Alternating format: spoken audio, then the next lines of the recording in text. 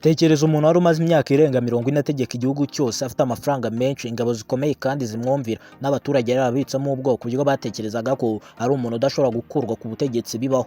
Ariko umunsi umwe byaje kumurangirana, byose bihinduka zero, bihinduka umuyonga. Mu masaha make cyane ubutegetsi bwe bwari bwamaze gukurwaho, bwasenyutse. Nk'aho ibyo bidahagije, ubwo butegetsi bwajyanye n'ubuzima bwe bwose.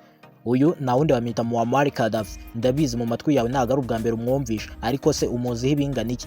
Ndabizi neza ko utamuziho byinshi. Reka none dutembere muri Libya, dutunge mikoro zacu muri 2011 muri Libya, turebe amateka y'ibyaranze ubuzima bwe bwa nyuma mu minsi 2 ya nyuma gusa, mbere yuko Gaddafi wafatwaga nk'udakorwaho yitaba Imana yishwe n'ingabo zamuhigaga.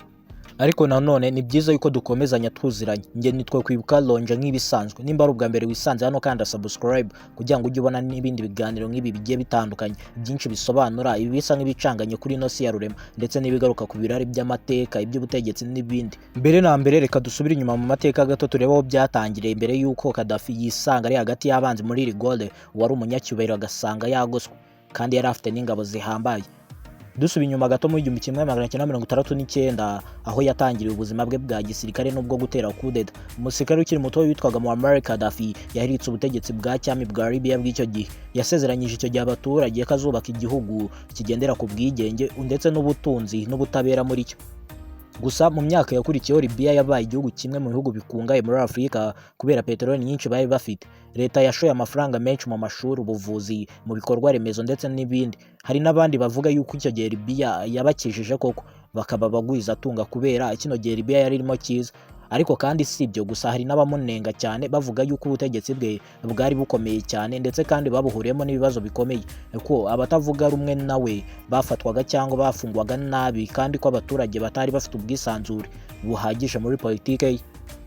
Twihuse cyane mu ntangiriro za 2011 umuyaga w'impinduka wari umaze gukwira ibihugu byinshi byo mu majyaruguru ya Afurika no mu burasirazuba bwo hagati. Muri Tunisia na Misiri abayobozi bari bamaze imyaka myinshi ku butegetsi, bari bamaze kubukurwaho ako kanya, ndetse byumvikana yuko hari hasigaye Gaddafi muri ako gace.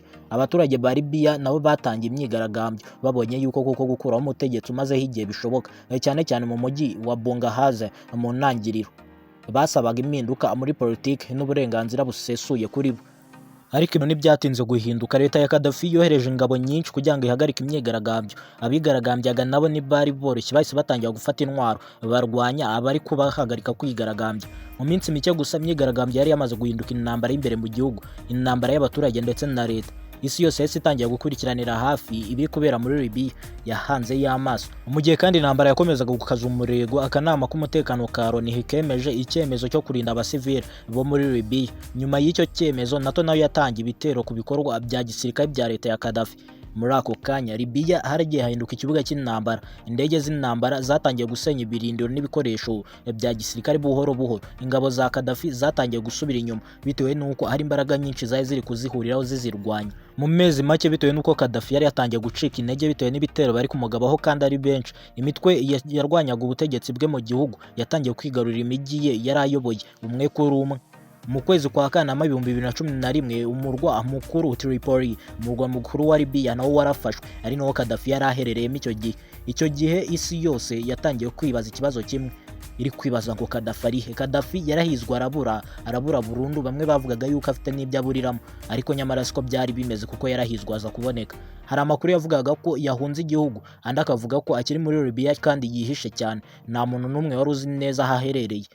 Nyuma y'iminsi mike cyane hamenyekanye ko yahindukiye mu mujyi wa Sirte, ari nawe yavukiyemo, niwe yari yamaze guhungiramo aho yavukiye aho ngaho.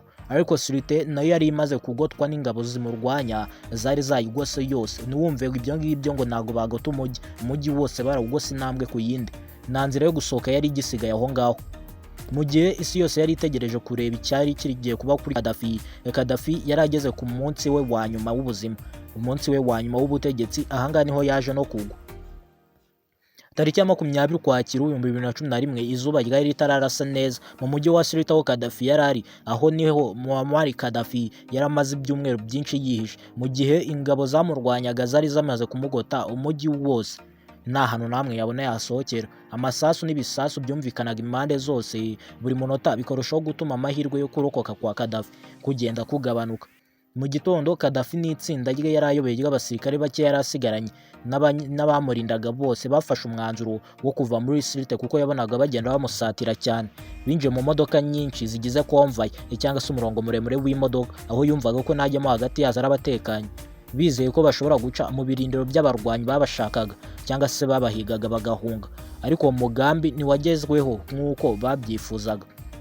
Mu gihe convoy yari irimo mu rugendo, uwo murongo wa convoy z'imodoka za Gaddafi yagabweho ibitero by'indege za NATO, mu gihe abarwanyi ba National Transition Council nabo barimo barasira ku butaka bamumereye nabi. Imodoka nyinshi zarangiritse maze abari bazirimo batangira guhunga n'amaguru, bagendesha amaguru birukanka bakiza amagara yabo umwe kuri umwe, naho abari abakundwakazi kuri Gaddafi nibo bamugumye hafi. Muri urwo rujijo Gaddafi n'abarinzi be bake bari bamusigayeho basigaye birutse bashaka aho bihisha. Bageze ku muyoboro munini w'amazi muri rigore mu muferege wari munsi y'umuhanda, bahitamo kuwihishamo bizeye ko nta wababona mwaho ngaho, ariko nyamara ko ari nko kwihisha muri kaburimbo. Ariko ibyo nabyo ntibyatinze, abarwanyi bari bamaze kugenzura neza agace kose, babonye ntaho bari kumubona bahitamo kugenda barebera no munsi y'ubutaka no mu myobo yabiri hafi aho. Bahise bamubona Gaddafi yari yihishe, yakuwe muri uwo muyoboro w'amazi ari muzima niko bitangazwa. Amashusho yafashwe n'abari aho ngaho yakwirakwiye ku isi yose yagaragaza Gaddafi akikijwe n'abamufashe ari abanzi be bari kumuhiga. Yahigwaga bukware kurusha undi muntu uwo ari we wese ku isi icyo gihe. Ibintu byakomeje kugibwaho impaka uburyo Gaddafi yafashwe ndetse n'icyo agiye kuba yakorerwa. Nyuma y'igihe gito cyane Gaddafi yari yamaze gupfa, ibikorwa bye byose byamaze gusenyurwa. Ibikomere by'amasasu ngo nibyo bitangazwa ko byamuhitanye. Uburyo nyakuri byagenzemo ku minota ye ya nyuma bwakomeje kugibwaho impaka n'abasesenguzi ndetse n'imiryango mpuzamahanga. Kuri ubu ntawe uzi neza 100% uko byamugendekeye. Urupfu rwe rwaranze iherezo ry'ubutegetsi bwe bwari bumaze imyaka igera kuri 42 ategetse Libya. Nyuma y'ibyo umurambo we wajyanywe mu mujyi wa Sirte, aho wamaze iminsi mike urebwa n'abaturage mbere yo gushyingurwa ahantu hatatangajwe. Ariko se nanone urupfu rwa Gaddafi rwazanye amahoro muri Libya, cyane ko bavugaga ko ariyo mbarutso iri gutuma hataboneka amahoro. Gusa igisubizo ni oya. Nyuma yo gukurwaho kwe, imitwe itandukanye yitwaje intwaro yatangiye guharanira ubutegetsi kugira ngo bitoremo uyobora igihugu cya Libya. Intambara zarakomeje, ubukungu burahungabana bwa Libya, abaturage babigendaniramo. Abaturage bari mu bitaro, abarwayi bari mu mashuri barayahagaritse, ndetse n'abari mu bitaro baje kubigwamo benshi. Iki gihe buri umwe wese wari uri muri Libya yahuye n'ibibazo, yaba umuturage waho cyangwa ahatembereye. Abaturage benshi bahatakarije ubuzima, abandi barahunga kugira ngo barebe ko barokora amagara yabo. Kugeza n'ubu Libya iracyahanganye n'ingaruka z'ayo makimbirane yatewe n'ubutegetsi bwa Gaddafi n'ihirikwa rye. Amateka ya Muammar Gaddafi agaragaza ko impinduka za politiki zishobora guhindura igihugu mu buryo bukomeye, byaba nabi cyangwa neza, kandi ko iherezo ry'ubutegetsi ridahita risobanura iherezo ry'ibibazo.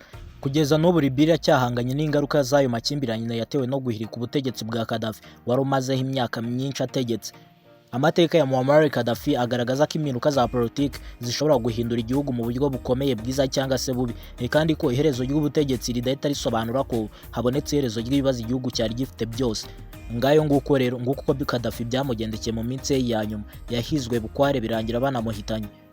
Ni n'uyu musozo wa documentary y'uno munsi. Nge twabanye twakwibuka ronje nk'ibisanzwe. Nimba ari ubwa mbere wisanze kuri uno muyoboro mugari w'ibyegeranyo mu Rwanda, IHEREZO Empire, kanda aho subscribe kugira ngo ujye ubona ibindi byiza nk'ibi ngibi. Amahoro y'Imana akomeze kubana namwe mwese.